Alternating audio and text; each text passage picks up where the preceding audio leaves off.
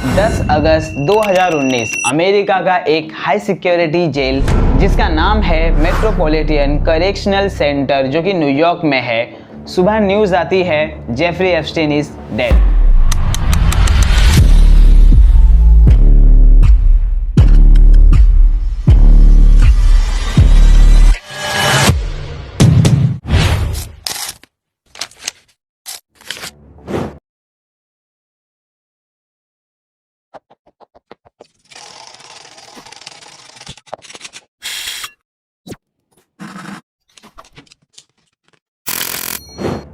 दोस्तों ये वही एप्स्टीन था जिसके ऊपर अंडर एज सेक्स ट्रैफिकिंग के सीरियस चार्जेस थे।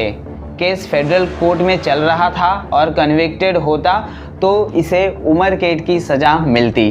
दोस्तों यूएस गवर्नमेंट ने ऑफिशियली ये बताया कि एप्स्टीन ने जेल के अंदर सुसाइड किया। एप्स्टीन को सुसाइड वॉच पर रखा गया था क्योंकि कुछ दिन पहले वो इंजर्ड मिला था।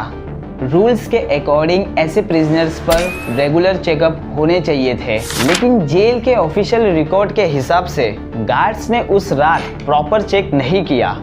सीसीटीवी कैमरा फुटेज भी यूजेबल नहीं था और हैरानी की बात यह है कि एप्स्टीन उस वक्त अकेले सेल में था और ये सारी बातें बाद में जस्टिस डिपार्टमेंट की इन्वेस्टिगेशन में ऑफिशियली एक्सेप्ट की गई। इस केस में 2 जेल गार्ड्स पर नेग्लिजेंस के चार्ज भी लगे। यहाँ एक इम्पॉर्टेंट बात जानना जरूरी है कि जेफरी एप्स्टीन कोई नॉर्मल क्रिमिनल नहीं था, उसके कनेक्शन पावरफुल लोगों तक थे, पॉलिटिक्स, बिजनेस, मीडिया। इस वजह से उसके केस नॉर्मल क्राइम स्टोरी नहीं बन सकता। एक तरफ एप्स्टीन मर चुका था, दूसरी तरफ विक्टिम्स का केस जिंदा था और अब सिस्टम के पास कोई इम्पोर्टेंट सबूत ही नहीं बचा। इसीलिए लोग सवाल पूछने लगे और सवाल पूछना गलत नहीं होता।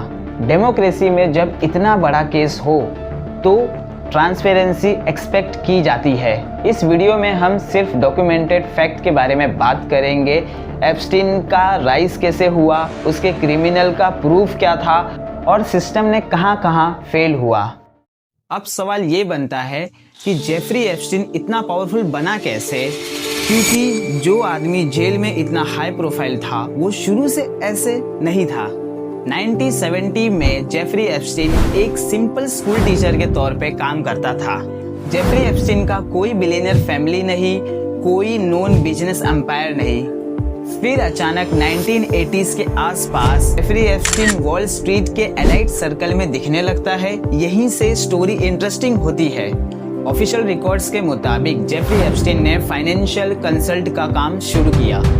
कुछ अल्ट्रा रिच क्लाइंट मिले, लेकिन दिक्कत ये है क्लाइंट्स की क्लियर लिस्ट कभी पब्लिक नहीं हुई, ना ही ये प्रॉपर्ली एक्सप्लेन हो पाया कि उसका मेन इनकम सोर्स क्या था। फिर भी उसके पास private jets, multiple luxury properties, Caribbean में एक प्राइवेट आइलैंड, ये चीजें नॉर्मली डेकेड्स में बिल्ड होती है। एप्स्टीन के केस में ये सब बहुत फास्ट हुआ। एक और इम्पोर्टेंट चीज नोटिस करो, एप्स्टीन सिर्फ पैसे वाले लोगों के साथ फोटो नहीं खिंचवाता था, वो रिलेशनशिप बिल्ड करता था। पॉलिटिशियंस के इवेंट्स, यूनिवर्सिटी के डोनेशन, सोशल गैदरिंग, मतलब हर जगह प्रेजेंस। ये स्ट्रेटेजी सिंपल थी, जितना ज़्यादा एक्सेस उतना ज़्यादा प्रोटेक्शन। यहाँ कॉन्ट्रैक्ट्स क्लियर था। एक तरफ जेफरी एप्स्टीन अपने आप को फिलैंथ्रोपिस्ट और एडवाइजर दिखाता था, दूसरी तरफ पुलिस रिकॉर्ड्स के हिसाब से 1990s से कंप्लेंट्स आनी शुरू हो चुकी थी, स्पेशली अंडर एज गर्ल्स से रिलेटेड। फिर भी क्या हुआ, कुछ लोकल इन्वेस्टिगेशन शुरू हुई, लेकिन सीरियस एक्शन लेट हुआ, क्योंकि जब कोई पावरफुल लोगों के सर्कल का हिस्सा बन जाता है तो सिस्टम उसे तुरंत प्रॉब्लम नहीं मानता। सिस्टम पहले वेट करता है, डिले करता है और यहाँ से एक डेंजरस पैटर्न स्टार्ट होता है। जितना ज़्यादा पावरफुल नेटवर्क्स उतना ज़्यादा स्लो जस्टिस। एप्स्टीन का राइज किसी एक जीनियस मूव का रिजल्ट नहीं था, वो एक ऐसे सिस्टम का फायदा उठा रहा था जहाँ पैसा प्लस कंडीशन मिलकर अकाउंटेबिलिटी को पीछे ढकेल देते हैं। और जब ऐसे लोग गिरते हैं तो वो सिर्फ नहीं गिरते हैं, उनके साथ पूरा सिस्टम एक्सपोज होता है। अब यहाँ से वीडियो का सबसे सीरियस और सेंसिटिव हिस्सा स्टार्ट होता है।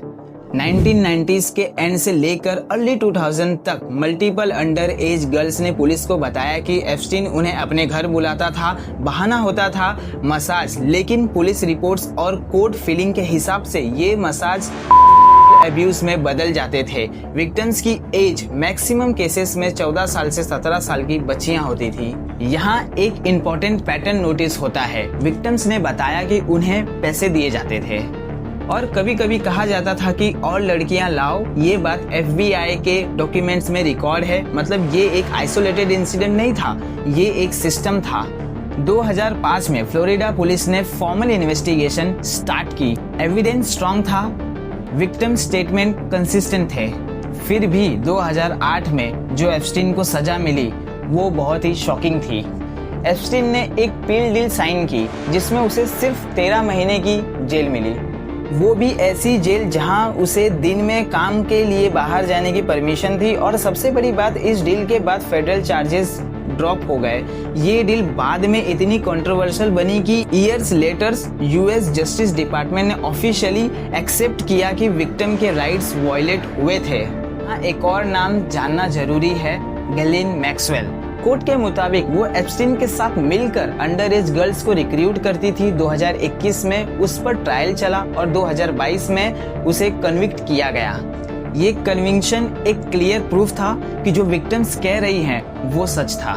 2019 में एप्स्टीन फिर से अरेस्ट होता है, इस बार फेडरल सेक्स ट्रैफिकिंग चार्जेस के साथ। इस बार केस स्ट्रॉन्ग था, डॉक्यूमेंट्स रेडी थे, विटनेसेस आगे आ चुके थे और इस पॉइंट पर केस एक बार फिर अचानक रुक जाता है क्योंकि जेफरी एप्स्टीन मर चुका होता है। इस सीन का बॉटम लाइन सिंपल है, ये एलिगेशन नहीं थे, ये पुलिस रिकॉर्ड और कोर्ट डॉक्यूमेंट्स और कन्विक्शन पर बेस केसेस थे।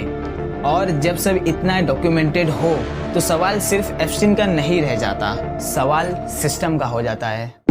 अब थोड़ा पॉज लेते हैं और विक्टिम्स की बात करते हैं, क्योंकि हर बड़ा स्कैंडल तब समझ में आता है जब हम नंबर से निकलकर लोगों तक पहुंचते हैं। कोर्ट रिकॉर्ड्स और पुलिस स्टेटमेंट के मुताबिक विक्टिम ज़्यादातर टीनेजर्स गर्ल्स थी।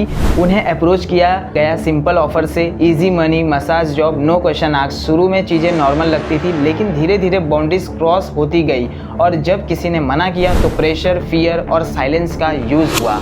यहाँ एक चीज़ क्लियर करना ज़रूरी है, बहुत सारी विक्टिम्स ने सालों पहले रिपोर्ट किया था। मतलब सिस्टम के पास टाइम था, एविडेंस था, स्टेटमेंट थे, फिर भी एक्शन स्लो रहा।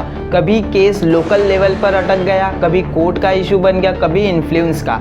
इस डिले का इफेक्ट सीधा विक्टिम पर पड़ा। कुछ ने बोला कि उनकी बातों को सीरियस ही नहीं लिया गया, कुछ ने बोला कि उन्हें इंटीमिडेट फील हुआ और कुछ ने सालों बाद कोर्ट के सामने आने का करेज दिखाया जब पब्लिक सपोर्ट मिला।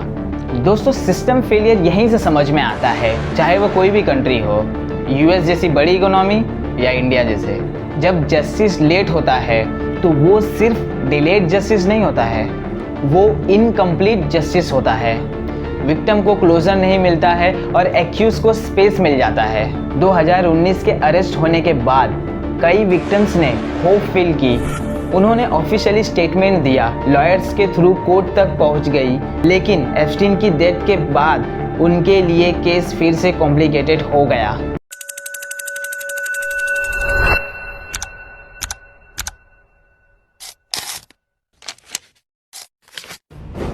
क्रिमिनल ट्रायल रुक गया, सिर्फ सिविल केसेस बचे।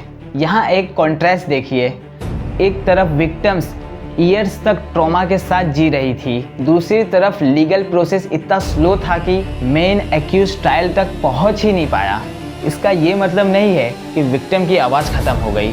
रिकॉर्ड्स, टेस्टिमोनीज और कन्विक्शन जैसे मैक्सवेल का केस ने ये प्रूफ किया कि जो कहा जा रहा है वो क्रेडिबल था। दोस्तों, ये सिर्फ एक आदमी की कहानी नहीं है, ये एक वार्निंग है कि अगर सिस्टम टाइम पे काम ना करे तो डैमेज सिर्फ एक केस तक लिमिटेड नहीं रहता। अब लास्ट सवाल, इस पूरी स्टोरी से हमें क्या समझ में आता है? क्योंकि अगर हम इसे सिर्फ स्कैंडल मानकर भूल गए तो फिर नेक्स्ट केस भी ऐसे ही खत्म होगा। एप्स्टीन केस ने एक बात क्रिस्टल क्लियर कर दी, जब पैसा और पावर ज़्यादा हो जाता है तो सिस्टम स्लो हो जाता है। रूल सेम रहते हैं पर उनका एप्लीकेशन सेलेक्टिव हो जाता है, और जब अकाउंटेबिलिटी वीक होती है तो तब डैमेज सिर्फ विक्टिम का नहीं होता है, पूरे पब्लिक ट्रस्ट का होता है। यहाँ क्लियरिटी जरूरी है। अमेरिका का लॉ स्ट्रांग है, स्ट्रक्चर स्ट्रांग है, प्रॉब्लम लॉ में नहीं है, इम्प्लीमेंटेशन में होती है। जब केसेस डिले होते हैं और जब डील क्वाइटली हो जाती है, जब विक्टिम को टाइम पर सुना नहीं जाता, तब लोग सवाल पूछते हैं और सवाल पूछना बिल्कुल सही है। एप्स्टीन के डेथ के बाद कुछ रिफॉर्म्स की बात हुई, जेल मॉनिटरिंग पर चेंजेस आए, विक्टिम्स राइट्स को ऑफिशियली एक्नॉलेज किया गया। लेकिन सच ये है कि मेन क्रिमिनल ट्रायल कभी कंप्लीट ही नहीं हुआ, और जब ट्रायल कंप्लीट ही नहीं होता तो पूरी पिक्चर सामने कैसे आएगी।